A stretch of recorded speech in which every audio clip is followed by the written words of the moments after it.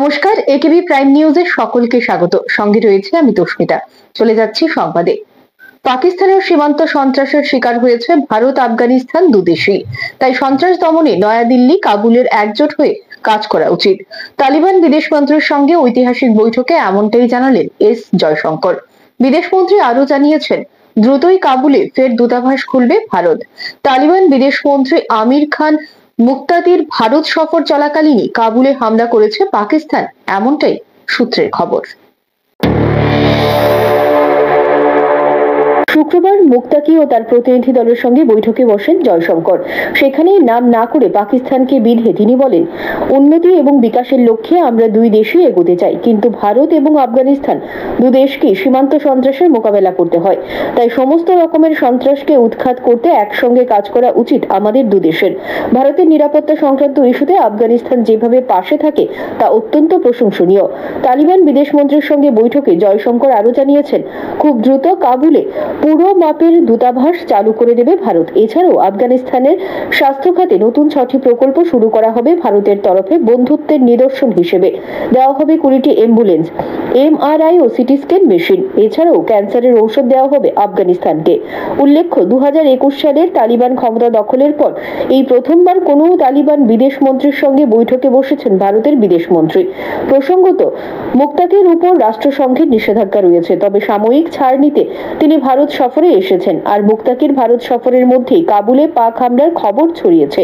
এহেন পরিস্থিতিতে জয়শঙ্কর সাফ জানিয়েছেন, ভারত সবসময় আফগানিস্তানের অখণ্ডতাকে সমর্থন করবে। উল্লেখ্য, অপারেশন সিন্দুরের আগে থেকেই আফগানিস্তানকে কাছে টানার চেষ্টা করছে ভারত। ভারতীয় বিদেশ মন্ত্রকের বিশেষ প্রতিনিধি কাবুলে উড়ে গিয়ে তালিবান নেতৃত্বের সঙ্গে বৈঠকে বসেছেন। এবার মুক্তাকির ভারত সফরে দুদেশের বন্ধুত্ব আরো দৃঢ় হবে বলেই অনুমান বিশ্লেষক মহলের। সেই সঙ্গে ওয়াকিবহাল মহলের মত, যেহেতু কাবুলে দূতাবাস খুলছে ভারত, তাই আফগানিস্তানের তালিবান সরকারকে স্বীকৃতি দেওয়ার পথে বেশ কয়েক ধাপ এগিয়ে গেল New Delhi. And forge closer cooperation. As a contiguous neighbor and a well-wisher of the Afghan people, India has a deep interest in your development and progress. Today, I reaffirm that our long-standing partnership that has seen so many Indian projects in Afghanistan stands renewed.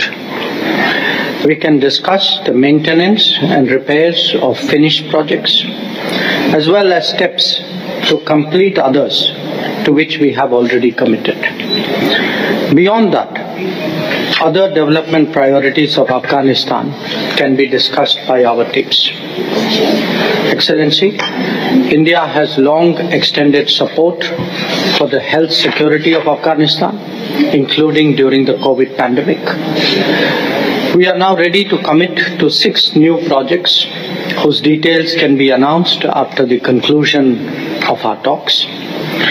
A gift of 20 ambulances is another gesture of goodwill, and I would like to hand over 5 of them to you personally as a symbolic step. India will also provide MRI and CT scan machines to Afghan hospitals and deliver vaccines for immunization and cancer medicines. We have also supplied drug rehabilitation materials through UNODC. India has also been a significant provider of food assistance to the Afghan people. A further consignment will be delivered in Kabul today. The plight of forcibly repatriated Afghan refugees is a matter of deep concern. Their dignity and livelihood is important. India agrees to help construct residences for them and continue providing material aid to rebuild their lives. Bureau Report, AKB TV. সংসদের সঙ্গে আমজনতাকে জুড়তে পারলেই গণতন্ত্র সবচেয়ে শক্তিশালী হয়, আর সেই কাজে ব্রহ্মাস্ত্র হতে পারে AI কেন্দ্রিক ডিজিটাল সিস্টেম। বার্বাডোসে কমনওয়েলথ পার্লামেন্টারি অ্যাসোসিয়েশনের কনফারেন্সে এমনটাই দাবি করলেন লোকসভার স্পিকার ওম বিড়লা। এই কনফারেন্সের সভাপতিত্ব করেছেন ভারতের স্পিকারই। ডিজিটাল প্রযুক্তির ব্যবহারের মাধ্যমে গণতন্ত্রকে শক্তিশালী করা এবং ডিজিটাল বৈষম্যের মোকাবেলা শীর্ষক ওই আলোচনায় গণতন্ত্রকে শক্তিশালী করার নেপথ্যে আধুনিক প্রযুক্তির ব্যবহারের গুরুত্ব তুলে ধরেন ওম বিড়লা। তিনি বলেন, ডিজিটাল বৈষম্য দূর করার জন্য এআই এর আরো দায়িত্বশীল ও নৈতিক ব্যবহার প্রয়োজন। অদূর ভবিষ্যতে প্রতিটি সংসদ সদস্য সংসদ ভাষীর মতো রিয়েল টাইম এআই অনুবাদ সিস্টেমের সাহায্যে তাদের নিজস্ব ভাষায় যোগাযোগ করতে সক্ষম হবেন। মুখ্যমন্ত্রীর হাত ধরে আনুষ্ঠানিকভাবে শুক্রবার উদ্বোধন হলো আগরতলা এমবিবি কলেজ লেক এবং তার চারপাশের পুনঃসংস্কার করে মনোরম প্রাকৃতিক সৌন্দর্যে ভরপুর বহু প্রত্যাশিত ইকো পার্কের। তা উদ্বোধন করে এই সুন্দর জায়গা প্লাস্টিক মুক্ত রাখা সহ অসামাজিক কাজ থেকে মুক্ত রাখার প্রতি বিশেষভাবে গুরুত্ব আরোপ করেন তিনি। আগরতলার এমবিবি কলেজ লেক এবং তার চারপাশের পুনঃসংস্কার করে মনোরম প্রাকৃতিক সৌন্দর্যে ভরপুর ইকো পার্কের শুক্রবার আনুষ্ঠানিকভাবে উদ্বোধন করেন মুখ্যমন্ত্রী অধ্যাপক ডক্টর মানিক সাহা। তিনি এদিনের উদ্বোধন করে বলেন, ছাত্রাবস্থায় তিনি ভাবতেন যদি এই জায়গাটি আরো সুন্দর করা যেত, কিন্তু যখন সুযোগ আসলো তা এখন বাস্তবায়িত হয়েছে। তেমনি বাস্তবায়িত হয়েছে আগরতলার কামান চৌমুহনী স্থিত 0 পয়েন্ট, অর্থাৎ সেখানে মহারাজার আবক্ষ মূর্তি বসানো হয়েছে সেই জায়গাটি। এদিকগুলো তুলে ধরেন মুখ্যমন্ত্রী। এদিন রাজ্যের স্বাস্থ্য ব্যবস্থার একের পর এক বিভিন্ন উন্নয়নের দিকগুলো তুলে ধরেন তার বক্তব্যে। তিনি পরিষ্কার ভাষায় বলেন, যদি রাজ্যেই কিডনি প্রতিস্থাপন সম্ভব হচ্ছে এখন, ভবিষ্যতে লিভার প্রতিস্থাপনও হবে। একের পর এক এই ধরনের চিকিৎসা যখন রাজ্যেই হচ্ছে, তবে কেন বাইরে যাওয়ার প্রয়োজন? এদিন তিনি খুব সুন্দর জায়গা প্লাস্টিক মুক্ত রাখা সহ অসামাজিক কাজ থেকে তা মুক্ত রাখার প্রতি বিশেষভাবে গুরুত্ব আরোপ করেন। এই অনুষ্ঠানে এদিন বিশিষ্ট জনদের মধ্যে উপস্থিত ছিলেন সাংসদ Rajib Bhattacharya, mayor Dipak Majumdar, smart city মিশনের কমিশনার সহ অন্যান্য আধিকারিকরা। বাইরে যাবে, যদি আমাদের এখানে কিডনি ট্রান্সপ্লান্ট হতে পারে, আগামী দিনে যদি আমাদের এখানে লিভার ট্রান্সপ্লান্ট হতে পারে বা অন্যান্য ট্রান্সপ্লান্ট যদি শুরু হয়, তাহলে কেন এখানে এবং কেন বাইরে মানুষ যাবে? তো সেই দিশায় আমরা কাজ করছি এবং সেটা যখন হবে আমার মনে করি যে ত্রিপুরার জন্য একটা অত্যন্ত সাধারণ মানুষের জন্য সেটা কাজে আসবে। এখানে আমাদের সিজা হসপিটাল যে মণিপুরে, তাদের বিরাট ইনস্টিটিউশন, তো মণিপুরের যে বর্তমান এখানে অবস্থা ছিল সেই অবস্থায় ওনারা চেয়েছেন যে এখানে এসে জায়গা চেয়েছে। সিজার জন্য আমরা টাকাও দিয়েছি, একটা মাল্টি স্পেশালিটি হসপিটাল ওনারা করছেন, জায়গাও দিয়েছি, বাউন্ডারিও তৈরি হয়ে গেছে। আমি বারবার খবর নিচ্ছি যে যত তাড়াতাড়ি সম্ভব সেটা শুরু করার জন্য। তো সেইভাবে আমরা একটার পর একটা কিন্তু আমরা এখানে কাজ করছি। বন্ধুগণ, আজকের এই যে এমবিবি কলেজের যে লেকের পুনঃসংস্কার, আমি আশা করি যে এখানে আমার পূর্ববর্তী বক্তারা বলেছেন, এটাকে সুন্দর রাখার দায়িত্ব কিন্তু আমাদের। এখানে যেভাবেই হোক যদি কমিটি তৈরি হয় সবাই মিলে, যাতে প্লাস্টিকের, যা আমার খবর পেলাম প্লাস্টিক নিয়ে ভিতরে যদি আসেও, তার জন্য they have to return it back most probably.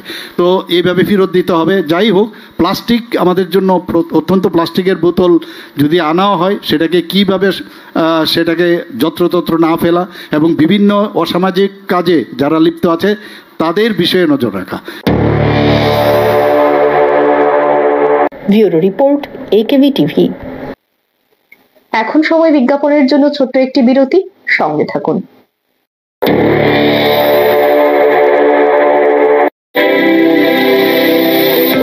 Institute of nursing science Tripura রাজ্যে বিশ্বমানের পরিকাঠামোর সাথে ডিজিটাল ক্লাসরুম, নিজস্ব হসপিটাল ও দক্ষ ফ্যাকাল্টির দ্বারা BSc nursing, GNM nursing, ANM nursing course পরিচালিত করছে।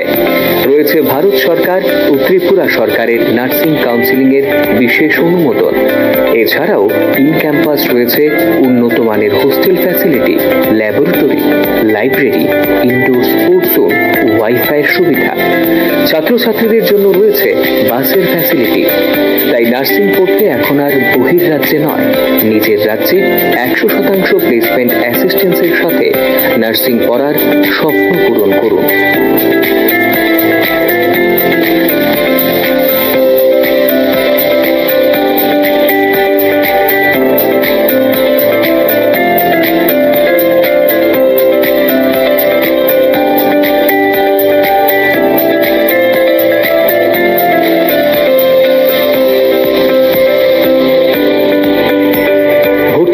আজই যোগাযোগ করুন north east institute of nursing science, Agartala, Amtali bypass.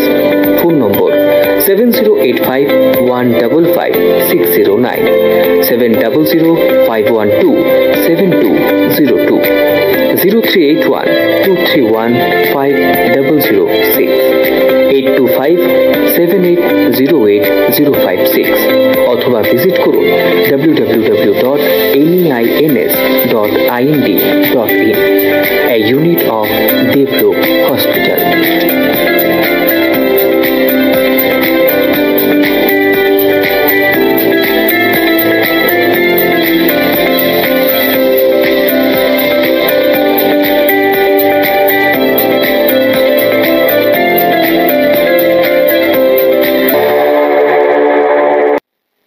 বিরতির পর স্বাগত সংবাদে। জল্পনা ছিল মার্কিন প্রেসিডেন্ট ডোনাল্ড ট্রাম্পই এই বছরের নোবেল শান্তি পুরস্কার পাচ্ছেন।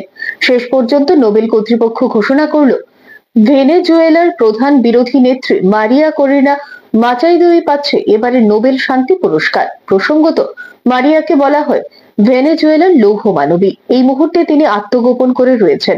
গণতান্ত্রিক অধিকার প্রতিষ্ঠার সংগ্রাম করার জন্য 2025 সালে বিশ্বের সবচেয়ে প্রভাবশালী 100 জনের মধ্যে তার নামও নির্বাচিত হয়েছিল। নোবেল কর্তৃপক্ষ শেষে ভেনেজুয়েলার প্রধান বিরোধী নেত্রীর নামে তাদের শিলমোহর দেয়।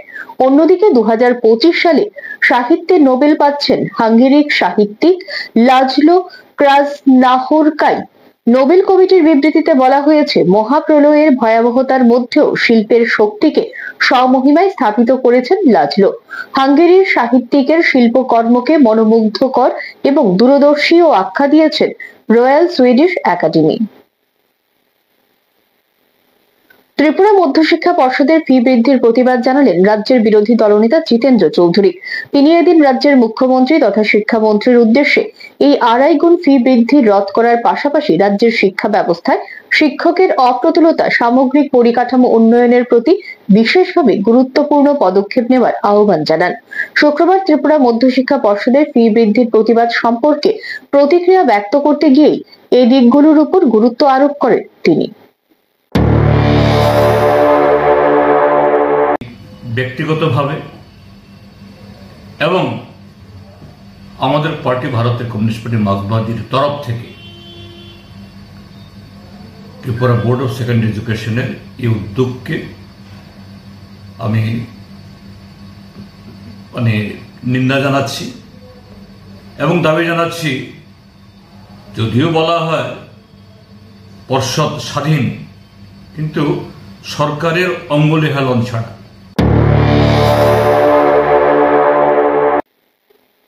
ত্রিপুরা মধ্যশিক্ষা পর্ষদ যে অস্বাভাবিকভাবে ফি স্ট্রাকচার ঘোষণা করেছে তা বাতিলের দাবিতে শুক্রবার এবিভিপির তরফে পর্ষদ সভাপতি ডক্টর ধনঞ্জয় গণ চৌধুরীর নিকট ডেপুটেশন প্রদান করা হয়। প্রসঙ্গত, ত্রিপুরা মধ্যশিক্ষা পর্ষদ আবেদন পত্র ফি, রেজিস্ট্রেশন ফি, প্র্যাকটিক্যাল ফি, সেন্টার ফি, রিভিউ ফি, পরীক্ষার ফি এই 6 প্রকারের ফি বৃদ্ধি করেছে, যা গরিব ছাত্রছাত্রীদের পক্ষে বহন করা অনেকটাই কষ্টসাধ্য হবে। তাই এই ধরনের বর্ধিত ফি বাতিলের দাবি জানান এবিভিপি নেতৃত্ব।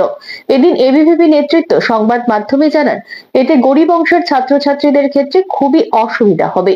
সেদিকে লক্ষ্য রেখে এদিন এবিভিপির পক্ষ থেকে পর্ষদ সভাপতির কাছে ফি স্ট্রাকচার পুনর্বিবেচনা করে তা পুনরায় শুধু ছাত্রছাত্রীদের স্বার্থে ঘোষণা করার দাবি জানানো হয়, যাতে সমাজের অন্তিম ব্যক্তির পক্ষেও তা অসুবিধার সৃষ্টি না করে।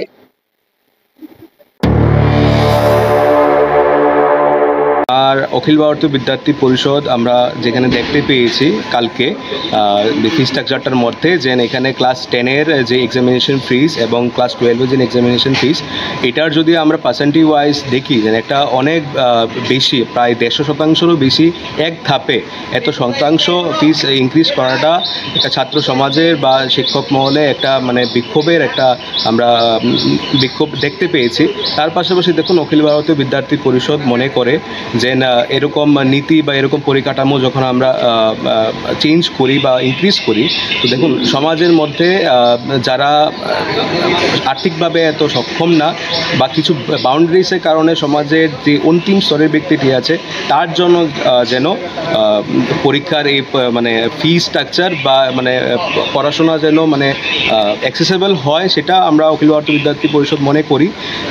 সেটার জন্য আজকে আমরা এখানে সাক্ষাৎ করতে এসেছি স্যারের সাথে এবং এবং আমরা দাবি করব যেই ডিসিশনটা ওরা মধ্যশিক্ষা পরিষদ থেকে নেওয়া হয়েছে সেই ডিসিশনটা যাতে আবার পূর্ণ বিবেচনা করে আবার যেন এটা মানে শুধুমাত্র ছাত্রদের স্বার্থে যেন এটা নেওয়া হয়, এই আমাদের দাবি।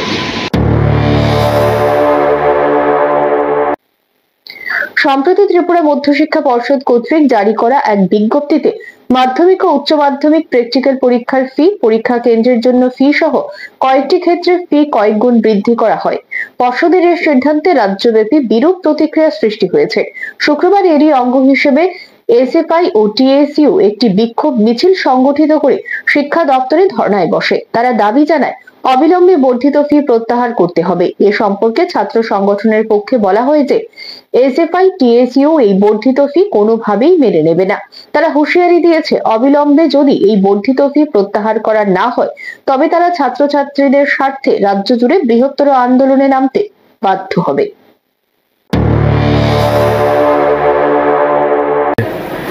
রাজ্যের পর্ষদ উচ্চ মাধ্যমিক এবং মাধ্যমিক যে ফি স্ট্রাকচার, সেই ফি স্ট্রাকচার বিগত দিনে যা ছিল তার থেকে ফি দ্বিগুণ বাড়িয়ে নিয়েছে।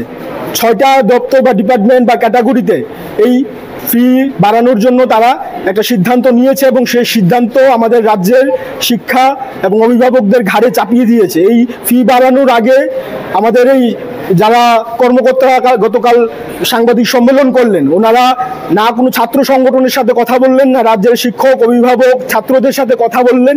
ওনারা সাংবাদিক সম্মেলন করলেন এবং ফি বাড়ানোর সিদ্ধান্ত রাজ্যবাসীর ঘাড়ে, শিক্ষক ছাত্রদের ঘাড়ে চাপিয়ে দিয়েছেন। এবং উনি যে যুক্তি দিয়েছেন দ্রব্য মূল্য বৃদ্ধি, ফলে ওনাদের এই ফি স্ট্রাকচার বাড়াতে হয়েছে। কিন্তু আমাদের দেশের প্রধানমন্ত্রী এবং দেশের শাসক দল, রাজ্যের শাসক দলের নেতারা, মন্ত্রীরা জিডিপির কথা বলছেন এবং জিএসটির কথা বলছেন। জিএসটি কমানোর ফলে শিক্ষা ব্যবস্থার, শিক্ষা সংক্রান্ত যে বিষয়গুলো ওখানে দাম কমবে বলে ওনারা জিগির তুলছেন। কিন্তু আমরা প্রকৃতপক্ষে দেখলাম গতকাল ওনারা সাংবাদিক সম্মেলন করে বললেন যে দ্রব্য মূল্য বৃদ্ধির ফলে আমাদের রাজ্যের মাধ্যমিক এবং উচ্চ মাধ্যমিক যারা শিক্ষার্থীরা আছেন তাদের ফি বাড়ানো হয়েছে, দ্বিগুণ তিনগুণ হারে ফি বাড়ানো হয়েছে। এই ফি বাড়ানোর ফলে আমাদের রাজ্যের অসংখ্য হাজার হাজার ছাত্ররা এখন কিভাবে তাদের এই অতিরিক্ত ফি দেবেন, এ নিয়ে সারা রাজ্যের ছাত্রদের মধ্যে একটা বৈষম্য তৈরি হয়েছে। আমরা এসএফআই মনে করি এইভাবে কোনোভাবে ছাত্রদের উপর ফি বাড়ানো চলবে না এবং এটা কোনোভাবেই আমরা ছাত্র সংগঠন হিসেবে এসএফআই মেনে নেব না। ওমেন্স কলেজ, এনএসএস ইউনিট ও ত্রিপুরা রাজ্য দূষণ নিয়ন্ত্রণ পর্ষদের যৌথ উদ্যোগে শুক্রবার অনুষ্ঠিত হয় শব্দ দূষণের কুফল বিষয়ে এক বিশেষ সচেতনতামূলক কর্মসূচি। এদিন কলেজের এনএসএস স্বেচ্ছাসেবীরা শহরের বিভিন্ন মোড়ে ও ব্যস্ত এলাকায় পথ চলতি মানুষের মধ্যে শব্দ দূষণ সম্পর্কিত লিফলেট বিতরণ করেন। এই কর্মসূচির মূল উদ্দেশ্য ছিল সাধারণ মানুষকে শব্দ দূষণের মারাত্মক প্রভাব সম্পর্কে সচেতন করা। স্বেচ্ছাসেবীরা জানান, বর্তমান সময়ে যে কোনো শুভ অনুষ্ঠান, পূজা পার্বণ বা প্রচারমূলক কর্মকাণ্ডে অতিরিক্ত শব্দবহুল বাজি, পটকা ও ডিজে ব্যবহারের কারণে জনজীবন চরমভাবে বিপর্যস্ত হচ্ছে। এতে পরীক্ষার্থীদের মনোযোগ নষ্ট হচ্ছে, দুর্বল হার্টের রোগীদের চলাচলেও সমস্যা তৈরি হচ্ছে। এমনকি দীর্ঘমেয়াদী শব্দ দূষণ মানুষের মস্তিষ্কের ধারণ ক্ষমতা হ্রাস করছে বলেও মত প্রকাশ করেন কলেজের ছাত্রী ও অংশগ্রহণকারীরা। এদিনের এই সচেতনতামূলক কর্মসূচির মাধ্যমে সমাজে শব্দ দূষণ রোধে সকলে এগিয়ে আসার আহ্বান জানানো হয়।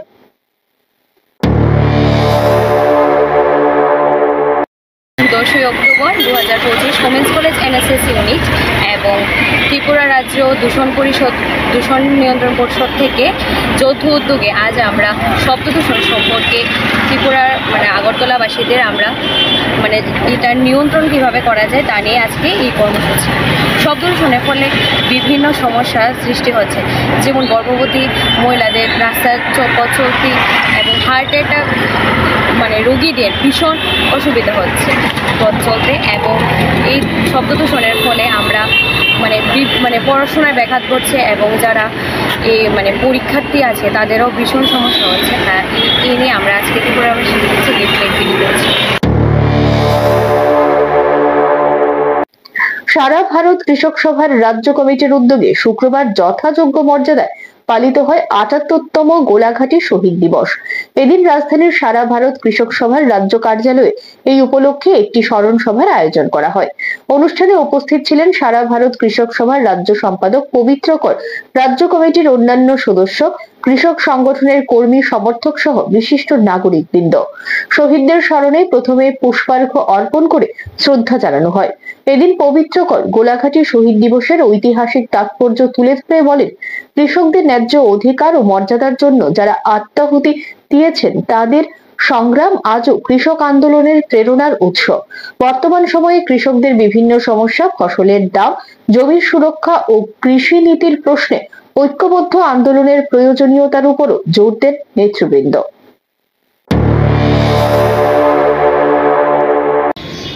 আমরা বলবো যেটা ত্রিপুরার কৃষক আন্দোলন গণমুক্তি পরিষদ দিয়ে শুরু হয়েছিল। আজকে আমরা সারা ভারত কৃষক সভা, উপজাতি গণমুক্তি পরিষদ এবং খ্যাত ইউনিয়ন সঙ্গে নিয়ে আমরা এই ত্রিপুরার মহাজনী শাসনের বিরুদ্ধে এই যে বলিষ্ঠ প্রতিবাদ গোলাঘাটের কৃষকরা সেদিন করেছিল, জাতি উপজাতি মিলিয়ে এই যে 13 জন শহীদ, তাদের শহীদান দিবস 23শে আশ্বিন হিসাবে এই গ্রামের মধ্যে এটা নিয়ে থাকে। আমরা 48 সালের এই 23শে আশ্বিনের এই যে শহীদান দিবস এখন প্রতি বছরই আমরা করি। আমাদের রাজ্য আজকে আমাদের কেন্দ্রীয়ভাবে আমাদের রাজ্য দপ্তরে এটা করেছি এবং রাজ্যের সর্বত্র আমাদের জেলা, মহকুমা এবং লোকাল স্তর পর্যন্ত এই দিবসটি প্রতিপালন আমরা করি। শপথ নেই যে মহাজনী শোষণের বিরুদ্ধে যে ঐক্যবদ্ধ কৃষক সংগ্রাম তখনকার সময়তে, আজ থেকে প্রায় 78 বছর আগে, এই সংগ্রাম আজকেও আমাদের প্রেরণা যোগায়। আবারও নিচ্ছে বিজ্ঞাপনের জন্য ছোট্ট একটি বিরতি, সঙ্গে থাকুন।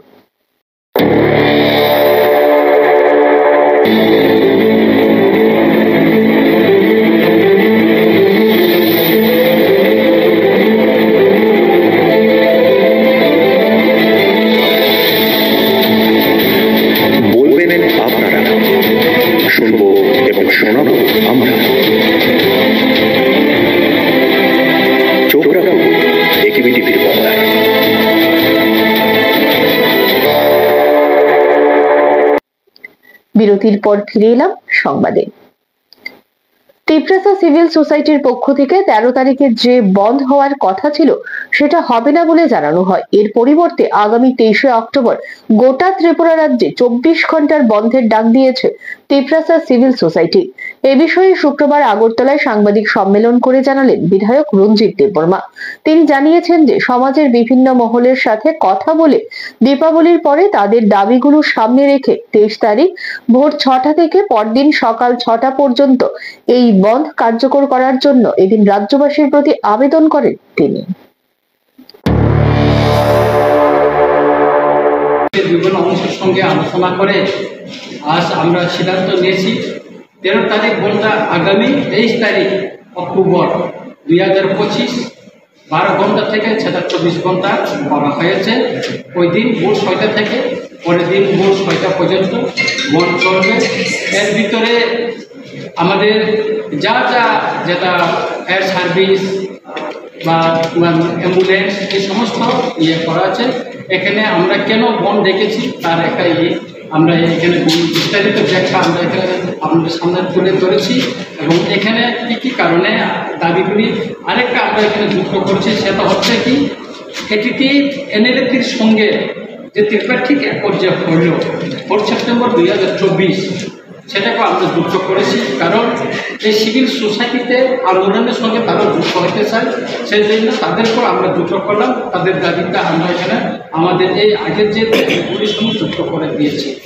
সুতরাং আমরা সবার কাছে অনুরোধ করব যে আগামী 13 অক্টোবর পরিবর্তে 23 অক্টোবর সারা ত্রিপুরায় 24 ঘন্টার বন্ধ হবে এবং আমরা যে দাবিগুলি আমরা এখানে 8 দফা দাবি দিয়েছি তাদের ভিতরে রয়েছে আমরা যে ত্রিপুরা ইলিগাল মাইগ্রেন্ট যে বিরুদ্ধে যে অপারেশন হওয়ার কথা, অ্যাডমিনিস্ট্রেটিভ অপারেশন হওয়ার কথা, সেটা এখন করা হয়নি। ডিটেনশন ক্যাম্প তৈরি করা হয়নি। স্পেশাল টাস্ক ফোর্স একটা ডিস্ট্রিক্টভাবে অর্জনে করা হয়নি এবং ইনার লাইন পারমিট যেটা 1993 সালে এটির সঙ্গে চুক্তি হয়েছিল সেটা এখনও কার্যকরী হয়নি। তারপরে ত্রিপাঠিক অ্যাকর্ড, ত্রিপ্রাসা অ্যাকর্ড বা এই অ্যাকর্ডটাও কার্যকরী হয়নি। তারপরে রোমান স্ক্রিপ্ট বোর্ড ল্যাঙ্গুয়েজের জন্য এটা সরকারকে ঘোষণা করা এবং শিডিউল কাস্ট শিডিউল ট্রাইব যেগুলি ফেক সার্টিফিকেট যে নিয়ে যারা চাকরি করছেন বা বিভিন্ন সরকারি সুবিধা নিচ্ছেন সেটা বাতিল করা এবং 8 নম্বর হচ্ছে ত্রিপাঠিক এগ্রিমেন্ট যে এটিএফ এবং এনএলএফের সঙ্গে 4 সেপ্টেম্বর এই দাবিকে নিয়ে আমরা বন্ধ করতে যাচ্ছি। আমরা পিকেটিং আগরতলা সহ সারা ত্রিপুরায় আমরা বসবো এবং ইতিমধ্যে আমাদের ছিল যে 13 তারিখের জন্য আমরা প্রিপারেশন নিয়েছি এবং আমরা বিভিন্ন রাজনৈতিক দলকেও অনুরোধ করব যাতে আমাদের এই যে সাংবিধানিক যে অধিকার যে দাবি নিয়ে আমরা আন্দোলন করছি সিভিল সোসাইটি থেকে তারা যেন এটা নিয়ে তাদের সামিল হয়, তারা যেন এটাকে তাদের সলিডারিটি জানায়, সেটা আমাদের অনুরোধ রয়েছে।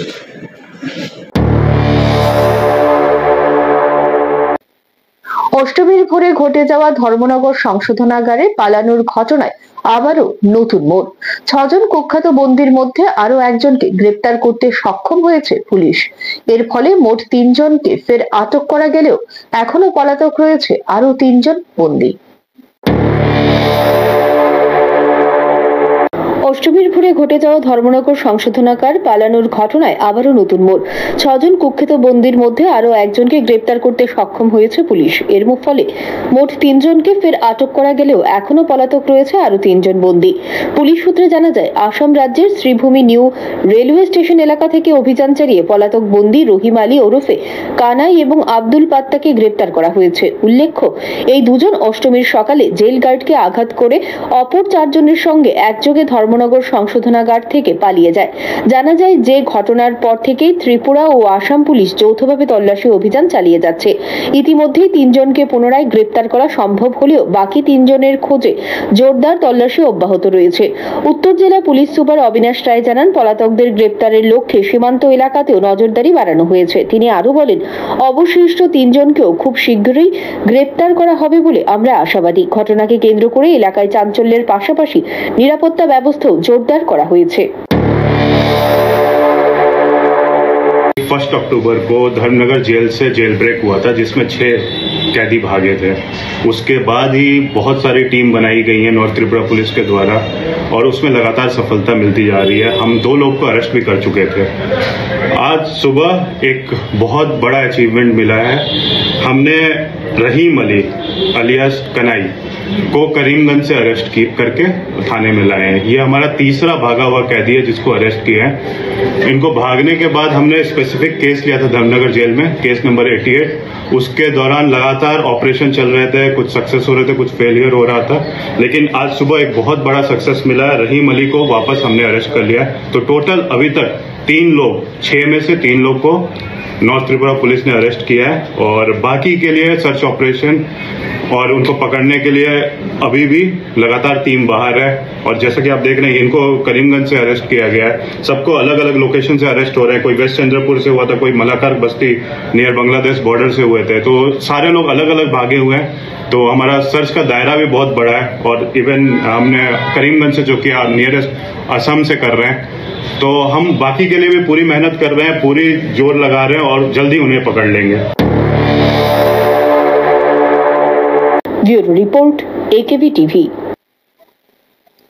স্ত্রী এবং পুত্রবধূর উপর প্রাণঘাতী হামলা চালানোর অভিযুক্তের মৃতদেহ উদ্ধার জঙ্গলে।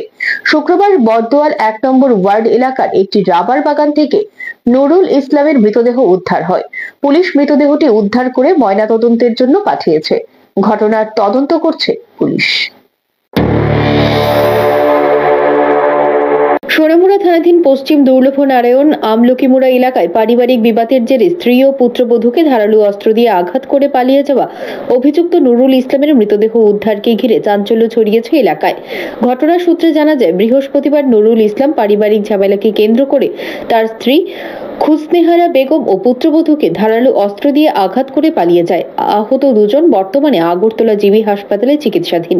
এদিকে শুক্রবার বরদোয়াল 1 নম্বর ওয়ার্ড এলাকায় একটি রাবার বাগান থেকে নুরুল ইসলামের মৃতদেহ উদ্ধার হয়। স্থানীয় বাসিন্দা রুহুল আমিন ইসলাম গাছ কাটতে গিয়ে মৃতদেহটি প্রথমে দেখতে পায়। তিনি জানান মৃতদেহটি মাটিতে পড়েছিল এবং গলায় রশি বাঁধা ছিল। এরপর খবর দেওয়া হয় এলাকাবাসী ও পুলিশকে। খবর পেয়ে সোনামুড়া থানার এসআই শুভঙ্কর দেববর্মা ও অন্যান্য পুলিশ কর্মীরা ঘটনাস্থলে পৌঁছান। পরবর্তীতে সোনামুড়া থানার ওসি তাপস দাস ঘটনাস্থলে পৌঁছে মৃতদেহটি উদ্ধার করে ময়নাতদন্তের জন্য হাসপাতালে পাঠায়। প্রাথমিক ধারণা নুরুল ইসলাম আত্মহত্যা করেছেন, তবে মৃতের ভাইয়ের দাবি এটি আত্মহত্যা নয়, নুরুল ইসলামকে খুন করা হয়েছে। তবে এলাকাবাসী প্রশাসনের কাছে দাবি জানায় সুষ্ঠু তদন্ত করা হোক। ওসি তাপস দাস জানায় মৃতদেহটি উদ্ধার করে ময়নাতদন্তের জন্য পাঠানো হয়েছে। রিপোর্ট পেলে মৃত্যুর প্রকৃত কারণ জানা যাবে। তদন্ত চলছে। আমরা পুলিশ টিম আমরা যাই এবং গিয়ে দেখলাম যে ঘটনা সত্যি। তারপর আমরা সমস্ত আইনি পদ্ধতি মেনে আমরা সুরতল রিপোর্ট প্রিপেয়ার করি এবং ডেড বডি ময়না তদন্তের জন্য আমাদের সোনামুড়া হসপিটালে নিয়ে আসি। তো যথারীতি ময়না তদন্ত করা হয়েছে এবং ইন দ্য মেন টাইম ওনার যিনি মারা গেছেন ওনার ভাই রিলেটিভ উনি একটা মামলা দিয়েছেন। তো আমরা একটা অস্বাভাবিক মৃত্যুর মামলা নিয়েছি এবং তদন্ত কার্য এখনো চলছে। এটার পিছনে আরও কি থাকতে পারে বা কি আসল বিষয়গুলি আমরা খতিয়ে দেখছি। Bureau report AKV TV. সংবাদ এখনকার মতো এই পর্যন্তই। আমাদের পরবর্তী সংবাদ দেখার জন্য চোখ রাখুন একেভি টিভি পর্দায়। নমস্কার।